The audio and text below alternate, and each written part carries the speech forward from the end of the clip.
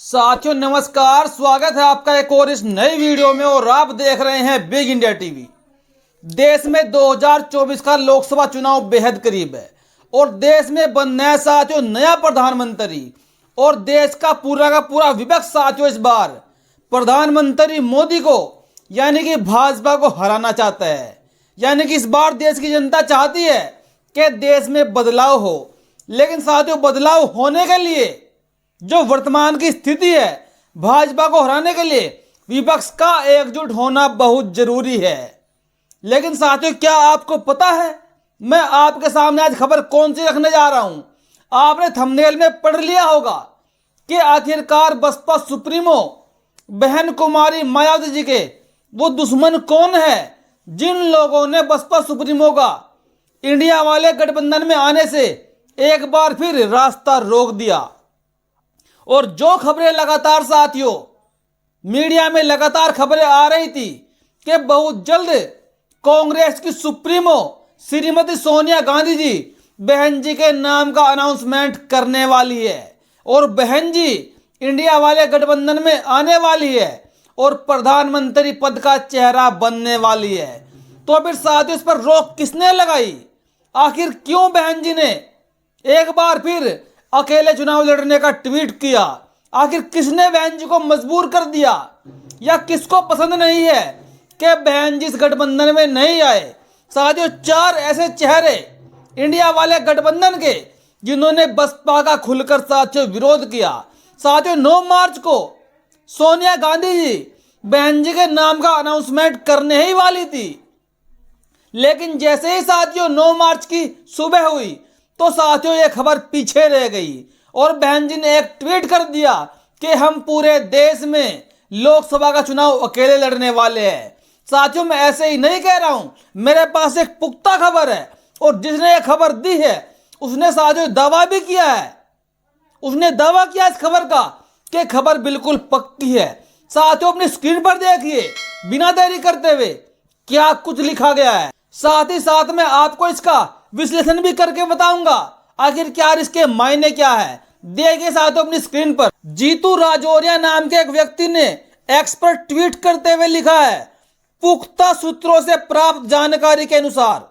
साथियों मैं जोर दे रहा हूं कि पुख्ता सूत्रों से प्राप्त जानकारी के अनुसार, यानी खबर बिल्कुल पक्की है कि सोनिया गांधी के द्वारा जैसे ही बहन जी को प्रधानमंत्री पद का उम्मीदवार घोषित करने की जानकारी राहुल गांधी को हुई तो उन्होंने अमेठी से चुनाव लड़ने से इनकार करने के साथ ही राजनीति से भी संन्यास लेने की धमकी श्रीमती सोनिया गांधी को दे दी।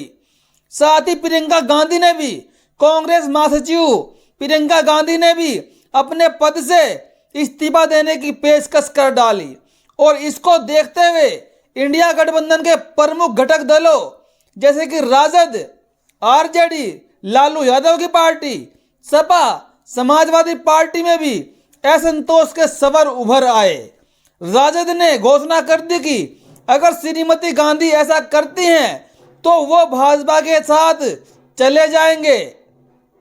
समाजवादी पार्टी ने कहा कि भाजपा तो हमको उप मुख्यमंत्री पद और केंद्र सरकार में मंत्री पद दे रही है, अगर बसपा को इस गठबंधन में लिया जाता है तो हम भाजपा के प्रस्ताव पर विचार करेंगे। जिसके बाद 9 मार्च को बहन जी को गठबंधन में शामिल करने का विचार कांग्रेस को त्यागना पड़ा और बहन कुमारी मायावती जी को अपना एक पोस्ट एक्स अकाउंट पर करना पड़ा कि हम साथियों चुनाव अकेले ही लड़ेंगे पूरे देश में। आखिरकार साथियों ये लोग राहुल गांधी हो गए, प्रियंका गांधी, अखिलेश यादव, लालू यादव और तेजस्वी यादव। साथियों ये लोग ही नहीं चाहते कि बसपा सुप्रीमो इस गठबंधन में आए, या फिर आप ये भी कह सकते हैं कि ये नेता विपक्ष के कहने को तो भाजपा को टक्कर देने की बात कर रहे हैं और एक तरफ ये लोग बहुजनों का वोट चाहते हैं, मुस्लिमों का वोट चाहते हैं। लेकिन साथियों ये लोग इतने बेईमान हैं कि ये लोग बहुजन समाज से नफरत करते हैं, बहुजन महापुरुषों से नफरत करते हैं। वो भी साथियों मैं आपके सामने आगे पेश करूंगा कि आखिरकार अखिलेश यादव बहुजन महापुरुषों से नफरत किस प्रकार करते हैं और किस हद तक करते हैं। साथियों, एक बात आपने आमतौर पर देखी होगी कि अखिलेश यादव बार बार बयान देते हैं, राहुल गांधी बार बार बयान देते हैं, लालू यादव के बेटे तेजस्वी यादव बार बार बयान देते हैं कि देश के संविधान को बचाना होगा, देश के युवाओं के भविष्य को बचाना होगा, देश को बचाना होगा और भाजपा को भगाना होगा।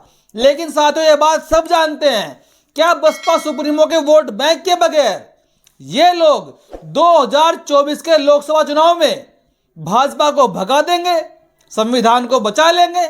साथियों, ऐसा नामुमकिन है। और साथियों, आगे देखिए, अखिलेश यादव जी बहुजन महापुरुषों से नफरत किस प्रकार करते हैं और किस हद तक करते हैं। एक तरफ साथियों अखिलेश यादव अपने आप को बहुजन कहने का ढोंग करते हैं और एक तरफ साथियों अखिलेश यादव मंदिरों के चक्कर काटते हैं, मज़ारों के चक्कर काटते हैं और दर दर साथियों वहां पर भटकते हैं। क्या कभी आपने साथियों देखा कि बसपा सुप्रीमो एक दिन भी कभी भी अपने जीवन में किसी मंदिर में गए हों, वोटों के लालच के लिए किसी मज़ार पे गए हों, किसी मस्जिद में गए हों या किसी गुरुद्वारे में गए हों? लेकिन साथियों, आप इन सबको देख सकते हैं, ये कभी मंदिर में जाते हैं तो कभी मस्जिद में जाते हैं। लेकिन साथियों, अब मैं आपके सामने पेश कर रहा हूं कि अखिलेश यादव किस तरह से और किस हद तक बहुजन समाज के महापुरुषों से नफरत करते हैं। साथियों, आपको याद होगा जब बहन कुमारी मायावती जी की सरकार उत्तर प्रदेश में थी 2007 से लेकर 2012 तक, तो साथियों लगभग 7 से 8 जिले बहन जी ने नए गठित किए और उन 8 के 8 जिलों के नाम बसपा सुप्रीमो मायावती ने बहुजन महापुरुषों के नाम पे रखे। मैं आपके सामने लिस्ट रखने वाला हूं और एक एक करके आपको बताऊंगा और अखिलेश यादव ने उनके नाम कैसे बदल दिए। यानी कि जो जिले बहन जी ने नए गठित किए थे उनके नाम बहन जी ने बहुजन महापुरुषों के नाम पर रखे। लेकिन अखिलेश यादव को इतनी चिढ़ हुई, इतना बुरा लगा। तो बुरा क्यों लगा? क्योंकि ये लोग बहुजन समाज से नफरत करते हैं और खोर तो और साथियों ओबीसी समाज के महापुरुषों से भी इनको इतनी नफरत है जो अपने आप को आज ये शूद्र कहते हैं, शूद्र मानते हैं। ये सब अखिलेश यादव का साथियों ढोंग है। अपनी स्क्रीन पर देखिए, सबसे पहले नंबर पर है साथियों प्रबुद्ध नगर। प्रबुद्ध नगर को साथियों बहन कुमारी मायावती जी ने अलग जिला बनाया था, लेकिन साथियों इस जिले का नाम समाजवादी पार्टी ने अपने शासनकाल में आते ही इसका नाम साथियों शामली रख दिया। यानी कि समाजवादी पार्टी प्रमुख को तथागत गौतम बुद्ध से भी इतनी नफरत है कि उनको इनके नाम का जिला रास नहीं आया। आगे देखे साथियों भीमनगर, भीमनगर के नाम को समाजवादी पार्टी प्रमुख ने संभल कर दिया।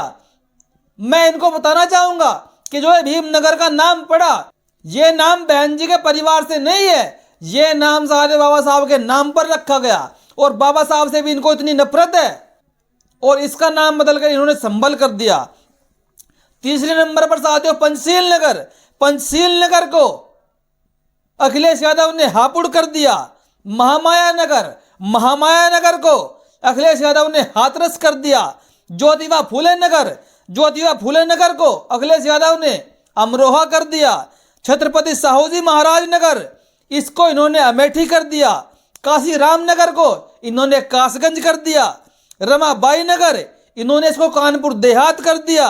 संत रविदास नगर, संत रविदास नगर को भदोई कर दिया। साथियों ये 9 जिले बीएसपी की सरकार में बने, इनके नाम देश के महापुरुषों के नाम पर रखा गया और समाजवादी पार्टी ने आगे चिढ़ में आगे जलन में आकर, जैसे कि उनको बहुजन महापुरुषों से इतनी नफरत हो तो इनका नाम सरकार में आते ही तुरंत चेंज करवा दिया। आखिर साथियों ऐसा दोगलापन क्यों? समाजवादी पार्टी प्रमुख ऐसा दोगलापन क्यों करते हैं? और राहुल गांधी जी को बहन कुमारी मायावती जी से क्या दिक्कत है? प्रियंका गांधी को क्या दिक्कत है? साथियों 9 मार्च को सोनिया गांधी जी ऐलान करने ही वाली थी, लेकिन जैसे ही इसकी भुनक राहुल गांधी को लगी, सोनिया गांधी को लगी, समाजवादी पार्टी को लगी, आरजेडी को लगी, तो सारे के सारे नेता खुलकर इसके विरोध में आ गए। क्या साथियों इनका जो लक्ष्य है वो भाजपा को हराना नहीं है, या फिर इनका लक्ष्य ऐसा है कि भाजपा हारे या जीते, हम लोग हारे या जीते, लेकिन बहुजन समाज पार्टी या बहुजन समाज के दल या मुस्लिम समाज की पार्टियां देश में उभर न जाए, अपनी पकड़ मजबूत न कर ले। ये लोग साथियों भाजपा से पहले देश में बहुजन राजनीति को खत्म करना चाहते हैं, मिटाना चाहते हैं। और साथियों, एक तरफ समाजवादी पार्टी प्रमुख पर स्वामी प्रसाद मौर्य ने आरोप लगाया कि मैंने समाजवादी पार्टी प्रमुख को कई बार चेतावनी दी कि वो पार्टी को सही से काम करे, वरना वो पार्टी को छोड़कर चले जाएंगे। और अंत में समाजवादी पार्टी को स्वामी प्रसाद मौर्य छोड़कर चले भी गए। और उनका आरोप है कि अखिलेश यादव जी ने उनको एक बार भी वापस बुलाने की बात नहीं कही, उनका वापस बुलाना नहीं चाहा। इस हद तक समाजवादी पार्टी प्रमुख में घमंड है। और लोगों का तो यह भी कहना है कि समाजवादी पार्टी प्रमुख के लिए 2024 का लोकसभा चुनाव मायने नहीं रखता है। ये देख रहे हैं कि 2027 में उत्तर प्रदेश के विधानसभा चुनाव में विपक्ष का मुख्य चेहरा समाजवादी पार्टी की तरफ से बना रहे। और इसीलिए ये लोग नहीं चाहते कि बसपा सुप्रीमो इंडिया वाले गठबंधन में आए और बसपा जरा सी भी मजबूत हो, वरना साथियों लगभग 25 से 27 सीटें देने का फैसला भी हो गया था। बात अंतरिम दौर में चली हुई थी, लेकिन इनको इतनी जलन हुई कि इन्होंने बसपा का खुलकर विरोध कर दिया। अगर साथियों ये वाला ट्वीट पक्का हुआ जीतू राजौरिया का, जो मैंने आपके सामने रखा, तो फिर साथियों आपकी इस पर क्या प्रतिक्रिया है, मैं ये बात आप पर छोड़ता हूं। अपनी प्रतिक्रिया कमेंट बॉक्स में जरूर दीजिएगा। क्या इंडिया वाले गठबंधन की तरफ से ऐसा ही हुआ होगा? जरूर बताइएगा साथियों। वीडियो देखने के लिए धन्यवाद।